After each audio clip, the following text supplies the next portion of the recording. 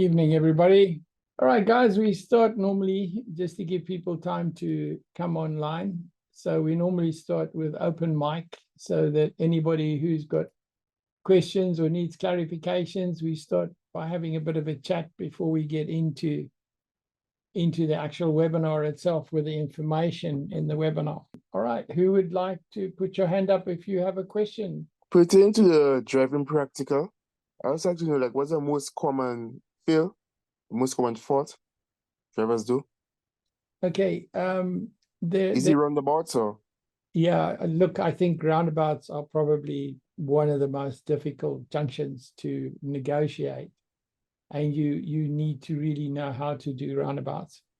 But I would say that the most of the time that it's on observations. So if you were to categorize a specific action, it would be on observations. It might be observations on a roundabout. It might be observations moving off. It might be, it's various aspects of observations. You're not doing sufficient looking around or looking over your shoulder or looking behind you when you're reversing. There's a number of those, but sometimes the categories get a little bit lost. There are various categories in which they put the faults into. But I would say that the one that actually gets people the most is observations, and then it might be that they categorize it as mirrors, but it's still observing in your mirrors, looking and so on. And that's why when we teach, when we specify in our teaching program, we put in, instead of mirror signal maneuver, we do identify as part of that process. And the identify is in there so that you can think about the junction you're approaching, think about the roundabout. And if you're not very up to speed with the roundabouts, that can be a big problem. Okay, so yes. Okay, Jeremy. Anything else? Sorry, I didn't get your name, sir. I see Jeremy. I don't know. Is that your name? Am I saying it correct? Yeah, Jeremy. Jeremy. Okay. Anything else, Jeremy? Is that help?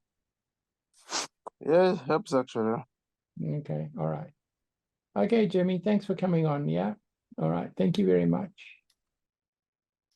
Okay. Is there anybody else who has a question for us? Any other questions that need to be answered?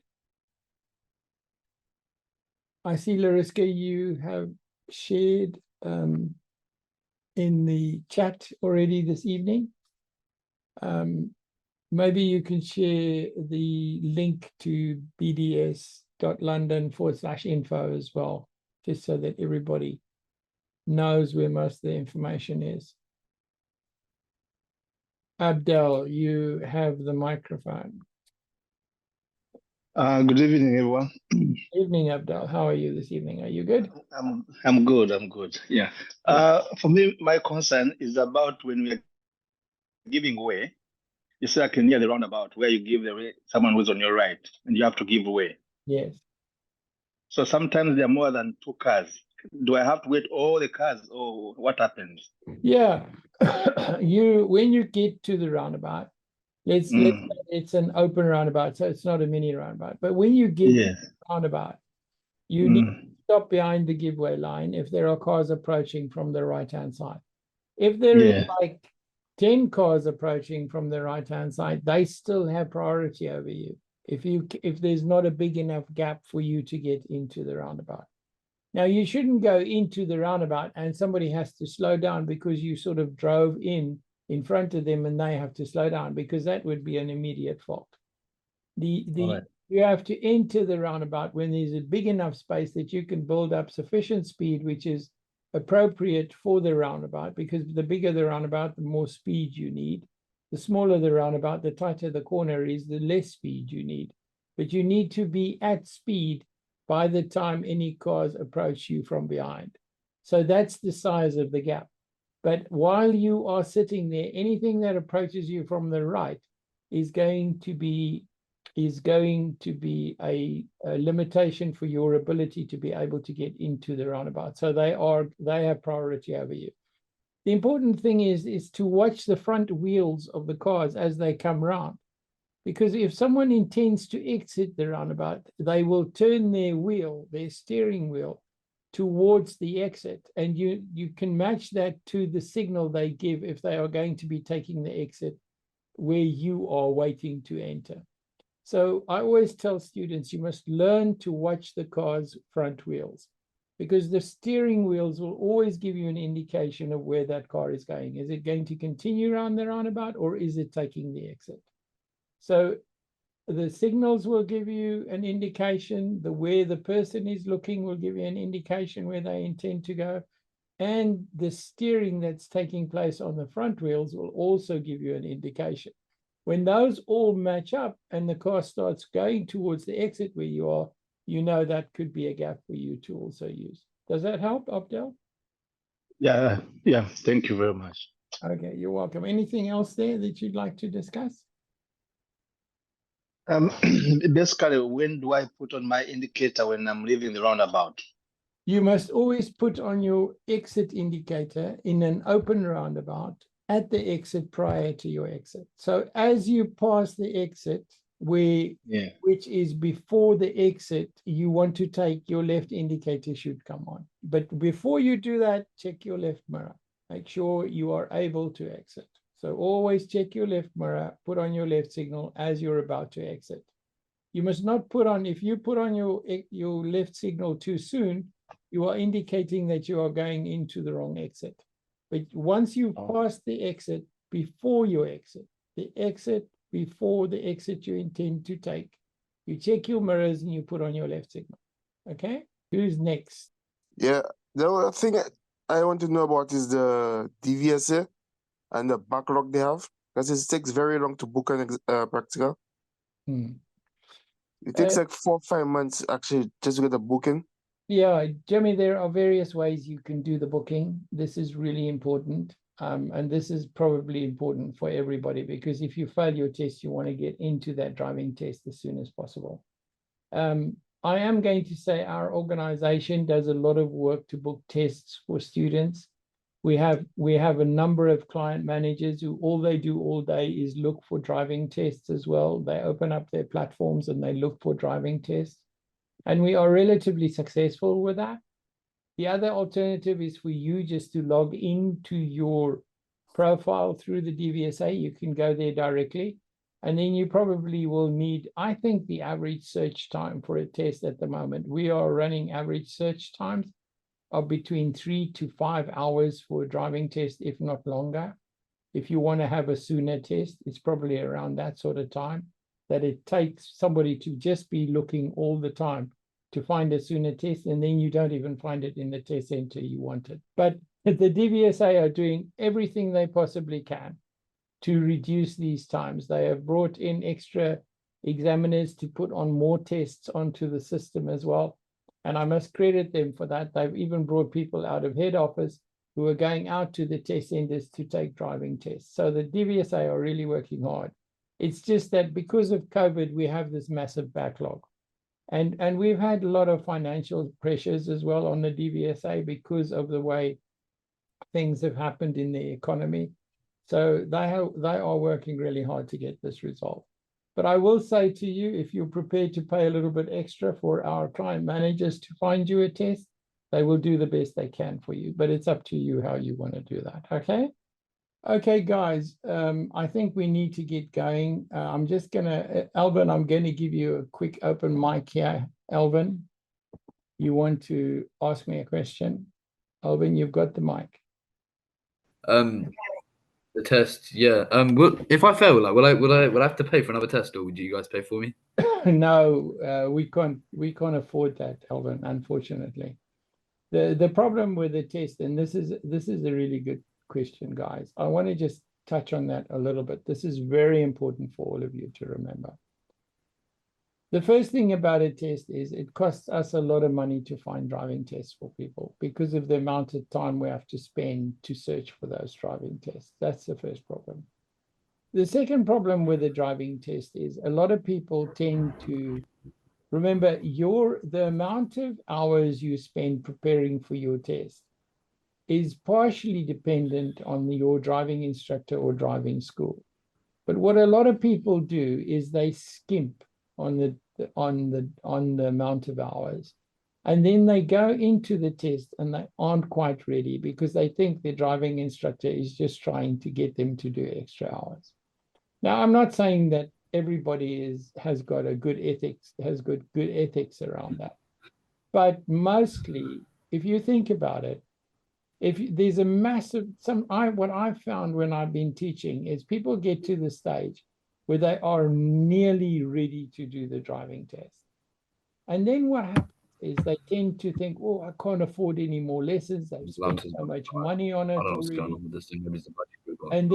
And then what happens is they they end up in a situation where they don't want to pay or they can't pay anymore. And then they go into the driving test and they fail the driving test.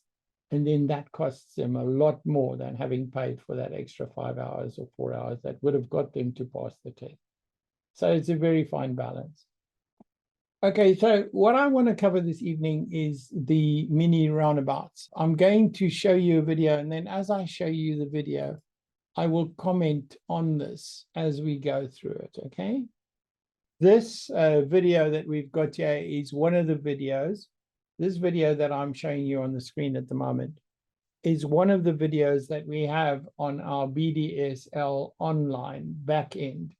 So if you guys want to go to the roadcraft preparation videos and to use them, you are all, because you've attended the video, if you attend the webinar this evening, the whole of the webinar this evening, you will have the right to claim access to our online videos, and that's approximately £20. We also make this available to other people. If you sign on with us as for any of our services and you pay for our services, you automatically get access to our BDSL online videos. And these videos are to prepare you for the driving test. They are not for theory tests. They are nothing like that. It's the stuff you need to know to be able to pass the driving test. It's all about how to get yourself ready to pass the driving test, okay? And this video is in the back end, and it gives you a little bit of an idea of the other videos. I'll show you there are a whole lot of videos there about mini roundabouts, open roundabouts, spiral roundabouts, turning right procedures, and the maneuvers, quite a number of the maneuvers, and then some extra maneuvers as well, which you will be needing to use when you're actually driving one day. But it gives you the process you need to do to pass the driving test. Okay. All right, guys, here we go. This is the video. So shall we do this? Let's do this. I will interject. Okay, we're going to talk about mini roundabouts. Now, most people, when they are asked, how do you define a mini roundabout, they'll tell you, you can normally identify it by the markings on the road. This is actually an incorrect answer, because a mini roundabout is not always a white dot in the center of the road.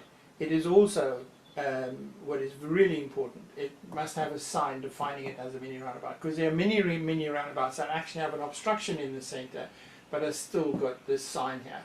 And that is what defines a mini roundabout. It is the sign itself at the junction. And it's not down the road as you approach the mini roundabout. It is at the junction itself where the mini roundabout is. So if this is covered in water, or it's covered in snow, or it's raining, or the light is shining from the other side, or it's worn, you can still know when you get to that junction, that sign tells you this is a mini. We're going to talk about mini roundabouts. Now, most people, when they are asked, how do you define a mini roundabout, they'll tell you, you can normally identify it by the markings on the road. This is actually an incorrect answer, because a mini roundabout is not always a white dot in the center of the road.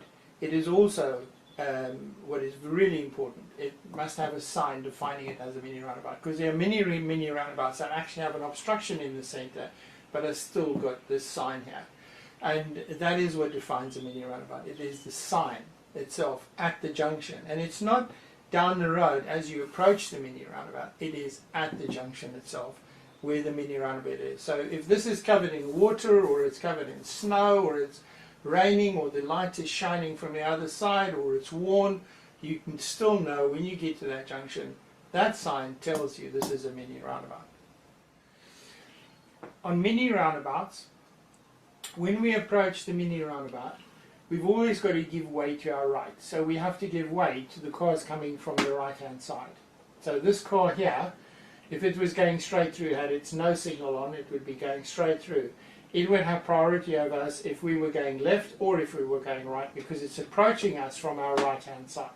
Any cars that approach us from our right-hand side have priority over us. If this car was here and it had its right signal on to go round the roundabout this way, and we had our right signal to go that way, we would actually have priority over this car because we would be approaching the car from the right-hand side. Okay, so that's the first thing we have to look at. We have to always look at where the priority lies.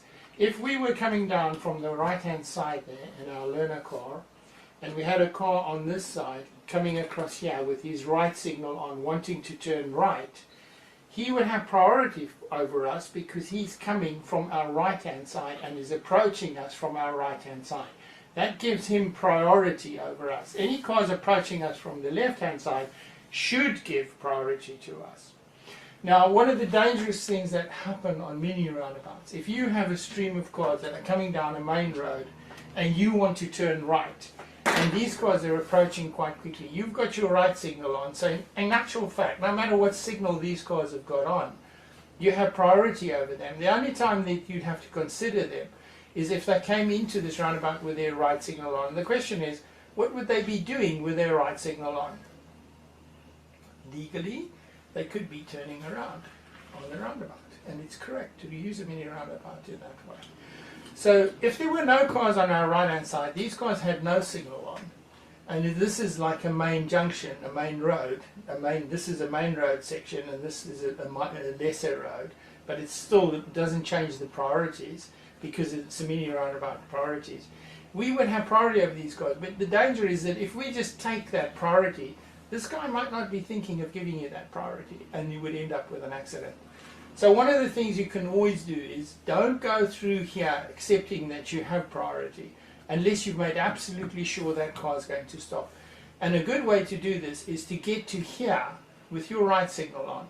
And if this car has not stopped, then wait for him to go through, because invariably the next car will stop and you can go through. So that is like a holding point to determine whether you have your priority or not. Obviously, if you get here, you've got your right signal on, he's clearly stopped, then you just flow straight through. You don't have to take that precaution. So approaching a mini roundabout, we can already see the leaderboard. But if you look on the roundabout, this almost looks as if this is an open roundabout. But on the left, there is a mini roundabout sign. So we're going left, mirror, mirror, left signal, and away we go.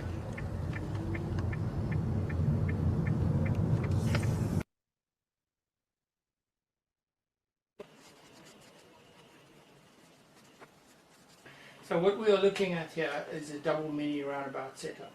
Basically this being one roundabout here and this being another roundabout here. And often this happens when the junctions are offset from each other and they don't know how to deal, they have problems putting the junctions together because they're not opposite each other. So you have two mini roundabouts right opposite each other. The most important thing to remember about these is to deal with these mini roundabouts one roundabout at a time. So you deal with this, what's happening on this roundabout, in as far as what is on this roundabout. You don't look at what's happening there. You can to sort of get an anticipation, but don't deal with your priority on this roundabout as a result of what's happening on that roundabout. So you deal with one roundabout at a time. Obviously, if we suddenly see someone coming through this roundabout and they've now got their right signal on, we can expect them to be coming from our right hand side and they would have priority over us, so we would need to wait for them to go through to the right there. But once we've dealt, if this car is going straight through, that's no problem for us. If the car's got his left signal on, he's essentially going left here. He can, but we've got to be careful and watch that he doesn't change his signal and then go right. Then what you'll find invariably, experienced drivers will actually go left, put their right signal on, and go into the holding position to wait for an opportunity to get across there, because they realize that it is difficult to deal with a situation like that. Okay, and that is also very good tip for you. So if you're going to go right on this second roundabout, you go in with your left signal until you get here. Once you get to this boundary line between the two roundabouts, put on your right signal, come around, and make sure that you don't go past the holding position unless this car is actually stopped for you. And then you would go past because you would have priority doing that. Okay, so what we would do, we deal with the first roundabout, so this car's there, we're going across there, and here we deal with this roundabout. So now we deal with what's happening on this roundabout. And that would be our position where we would wait. If there was already a car there, if we were here and there was already a car there, we wouldn't go into the roundabout because we'd be blocking the roundabout. So we'd sit back here, wait for this car to clear, and then we would move into that position so that we don't block the roundabout unnecessarily. Again here, interesting thing about shielding here, if you're coming down this road here and you've got a whole lot of people wanting to turn right here, they've all got their right signal on and they've been bad boys because they're blocking the roundabout, they've got their right signals on and they're coming along here and they're doing this. If you get a car coming from this side and he's got his right signal on, he's going to be a shield for you. You can follow through, he will block this car, you can then follow through behind him. By the time he's turned, you've gone through the roundabout and this car can carry on without any problems. Okay, we're approaching a double mini roundabout. We're approaching a double mini roundabout. We've seen the leaderboard to the double mini roundabout. Now the secret about these is you do one at a time. We're going to go straight through both, so because we're going straight through, we don't need any signals at all. We don't need to signal. We are signaling, but we're not putting on our signal. So we approach the first roundabout, make sure it's clear, and then go through very slowly to the next point. And then there are cars leading through, so we can go through the roundabouts.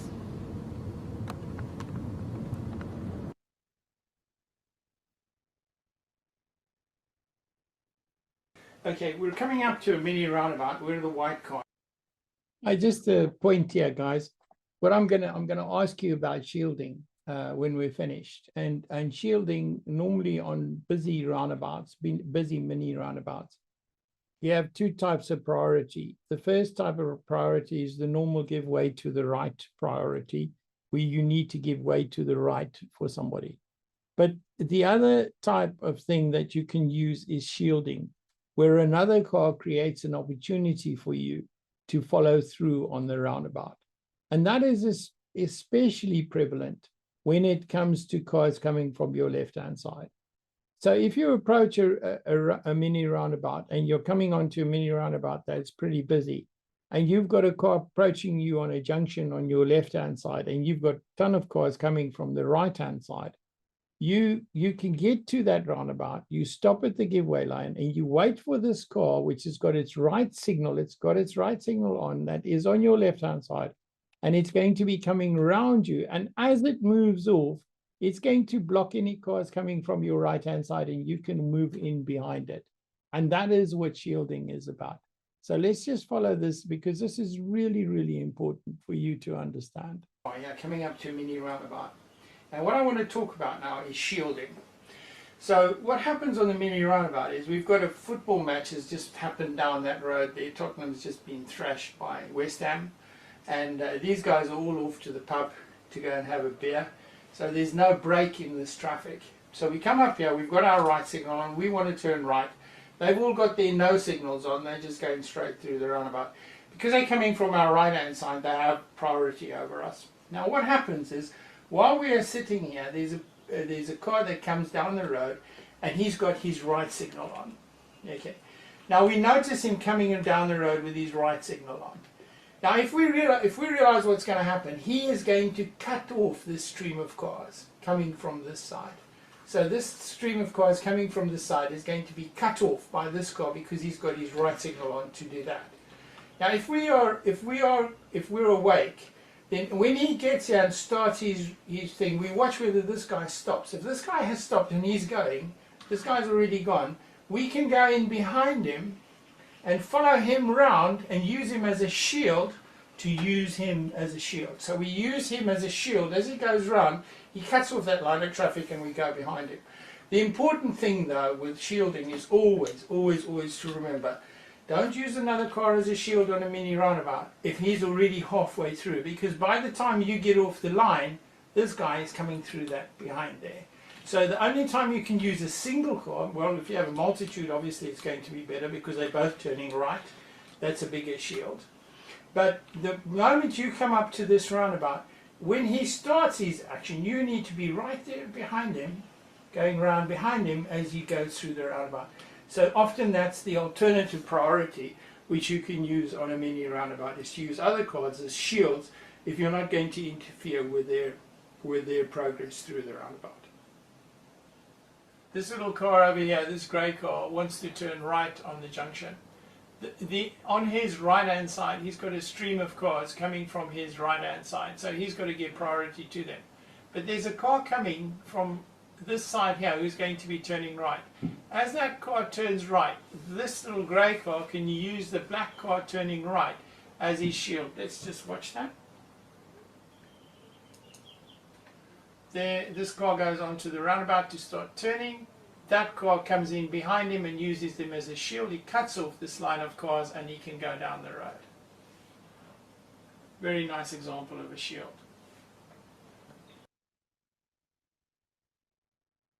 This is really interesting. Everybody, so what we're doing is we're looking at a mini round. This is what I call a lockup. This is really, really interesting. You have cars coming, all of them come to the roundabout, and the one has to give way to the other one. So you end up with a lockup. Now, when you end up with a lockup on a roundabout, who do you think is going to go first? So let's see if we can stop it when we get there, and then you guys can think who's going to go first. Think who's going to go first in the lockup. And what we're going to look at is we're just going to look at what happens when we get a situation where nobody actually has priority. In actual, everybody has priority, but nobody has priority. So let's just start with the basics. We're coming up to the roundabout to turn right, and as we approach this, there's a car coming from our right hand side and it's got no signal on. So this car is coming down the road here. Because he's on our right, we have to stop to give way to him. But as he approaches, there's also a car coming from here, this red car, from this side, and he's got his right signal on. So as far as this car is concerned, this car here will have priority over him because he's going to be turning that way. But this car can't proceed because we are on his right. So we have, because we're going that way, we have to give way to this car. This car has to give way to that car, and that car has to give way to that car. Now the question is, who has priority? Who can answer this one for me? Okay, guys, I'm going to give you the answer. You're going to be surprised what the answer is. The answer is the one who has the most, is the bravest to go first. The one who goes first will take the priority. And then let's assume, now let's see if you can work this out. So let's assume the white car, the one who's there's no priority here. Now in the DVSA handbook, they have this thing about the thickness of the line and all the rest, but nobody knows that. Nobody knows that. The only thing that works on this type of thing, and I've got years of experience with this, the only thing that works is the person who goes first. The person who goes first edges out onto the roundabout. So let's assume it's the white car who wants to turn right. He edges out onto the roundabout. See if you can work out who's going to be the second car to go. The one on the, which is the one on the right. Yes. Why? You're quite correct. Why? Because he's the closest to the, what's it called? To the turning. No. Right. No. You're right about that. You're right about Alvin, but I'm going to tell you why you're right about it. The reason you're right about it is because the car on the right is going to use the white car as a shield. So as the white car goes around the roundabout, the car on the right is going to use it as a shield, and he will go second. So he'll go behind the white car, and then the red car will go. Because the red car, the car on the left-hand side, actually has priority over the car on the right-hand side. Do you understand that? Yeah? Okay. So let's just look at this, guys. Okay, so here we go. Now, the DSA will tell you all sorts of fancy things about this line is thicker than that line and that road is major and all the rest of this. But in actual fact, in the real terms, nobody has priority because nobody will understand all those fancy line things. So what happens is, it's really a question of who goes first, and you've got to be really observant. Now, let's assume you are the person who's got more guts than anybody else, and you start to go. As you go, now all the priorities change. You're going and you're starting to turn. Now, the natural thing is, who's going to go next in terms of priority? Well, obviously, that car has to wait for this car. But in reality, what will happen, this car will follow you because you're shielding this car. So this car will go, this car will be gone, and then this car will go. Alternatively, if one of the other cars go again, you get shielding is going to take priority. So let's assume this guy is in a real hurry. He wants to go. He goes first. He gets there. As he's going, who's going to go next? This guy's going to go because you are blocked out from the roundabout by this car, so he's shielded. So he's going to go there, he's going to go there. By the time he's gone past, this guy's already turned, you can go and you would go next. So again, priority took the second precedence. Now let's go back and we just examine that finally. Okay, sorry, get the cars right. We just examine that finally. This time the red car decides he's going first. If he goes first, we will follow him, go behind him, then once we've cleared the roundabout, this guy can go. Okay, guys. Now, Michael, you have your hand up. Do you want to ask a question? I'm going to give you the mic quickly. Michael, do you have something you'd like to say? Yeah, I actually do. I'm just looking at the context or in a scenario where a candidate or a student is in a driving test and you encounter a sort of lock-up scenario. What would be your advice for that student? Because it would be quite a sort of challenging situation to approach it, wouldn't it? Yeah, it would be challenging. I would recommend that.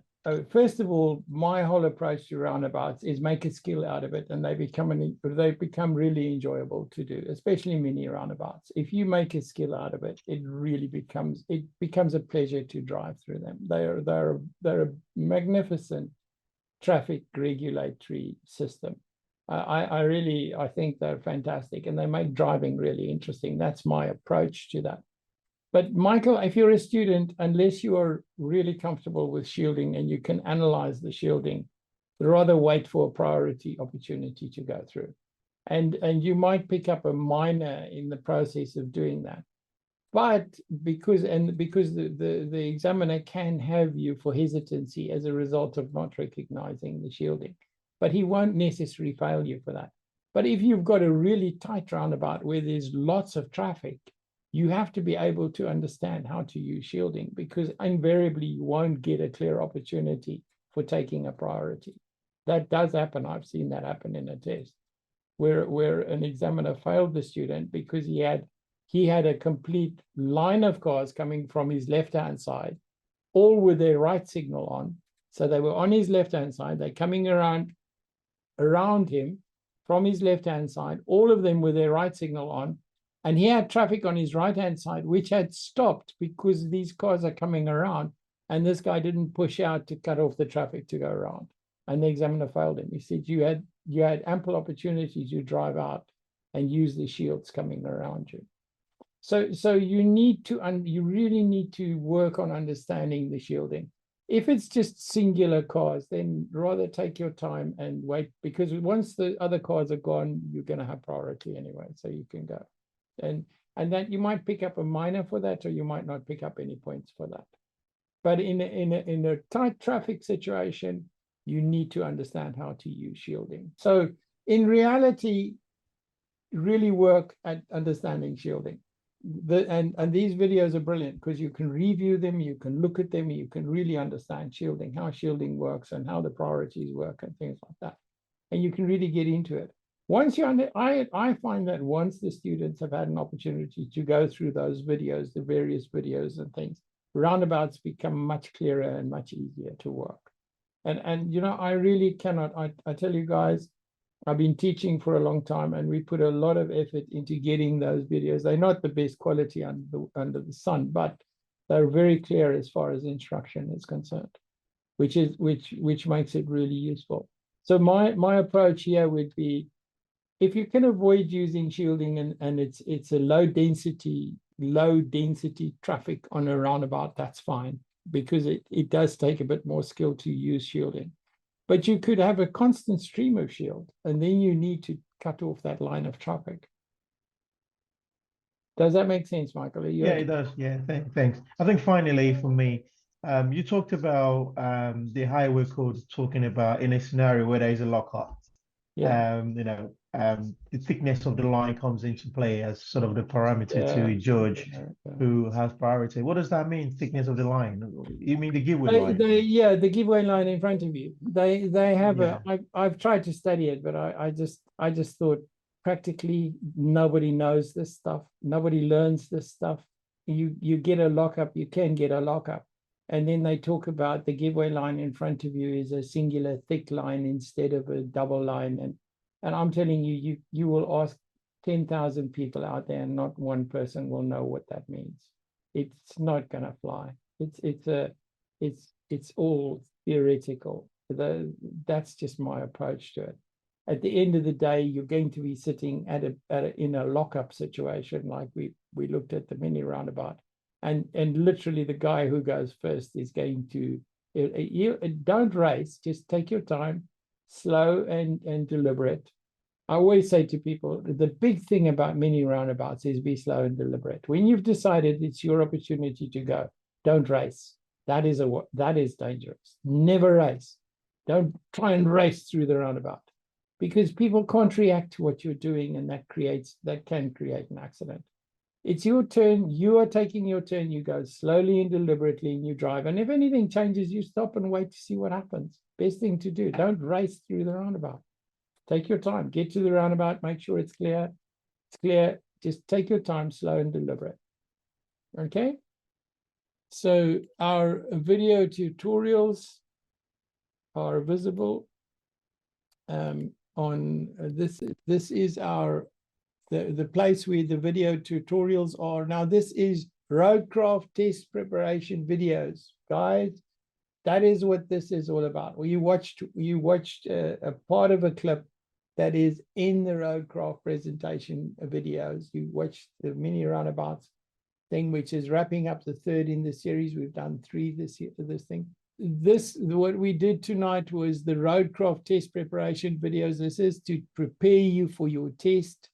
It's the briefings that are given in the car by the driving instructors to help you understand what you do. These videos reduce the number of hours you need to spend in the car, and you can really work your mind around how to work these mini roundabouts, open roundabouts, closed roundabouts, spiral roundabouts, open spiral, closed spiral, and various aspects. It's all on these videos. You can see that.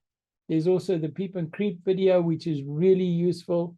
It gives you a complete idea of how to use peep and creep and when to use peep and creep. Peep and creep is a really, really good thing to have in your abilities to understand something within, to understand how it works. The rest of the stuff, you can subscribe to us. This is the important email address, info@bds.london. Any questions or anything, Larissa looks after that email address. Obviously, you can also call us. You just go to bds.london or bestdrivingsschoollondon.com. We have numerous websites. You'll also see, when I was on this evening, above to the right of on my screen, the background, we had all the various driving schools that we cover in our administration. We administer driving schools on behalf of many driving instructors.